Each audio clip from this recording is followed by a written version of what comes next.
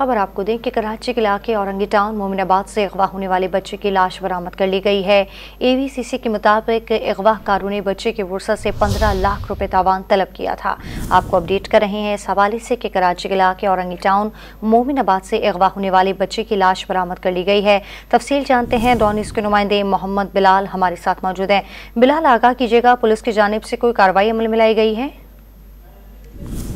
बिल्कुल, देखिए औरंगी टाउन मोमिनाबाद से अगवा होने वाले बच्चे की लाश बरामद हुई थी। SSP AVCC जफर छंगा की जानिब से बताया गया कि 8 मई को मोमिनाबाद से 12 साल बच्चे उबैद को अगवा किया गया था। अगवाकारों ने बच्चे की वुरसत से 15 लाख रुपए तावान तलब किया था। DIGCI की हिदायत पर खसूसी टीम भी तश्कील दी गई थी, जबकि AVCC और CPLC ने टेक्निकल बुनियाद पर मुश्तरका कार्रवाई करते हुए 2 मुलजिमान को गिरफ्तार भी किया और मुलजिमान की निशानदेही पर मंगोपीर के इलाके से लाश बरामद की गई है। जय पर इलाका पुलिस और क्राइम सीन यूनिट को तलब कर लिया गया है, जबकि SP AVCC और CPLC जो है जय पर मौजूद है। गिरफ्तार मुलजिमान की शनाख्त फुरकान और फरहान के नाम से हुई है और वाक़े का मुकदमा मोमिनाबाद थाने में दर्ज है। जबकि SSP AVCC का ये कहना है कि गिरफ्तार मुलजिमान में एक मकतूल बच्चे का जो बहनोई है वो भी शामिल है। मकतूल बच्चे की वालदा एक माह कबल बैरून मुल्क से पाकिस्तान वापस आई थी। मकतूल बच्चे की वालदा के पास 15 से 30 लाख रुपए की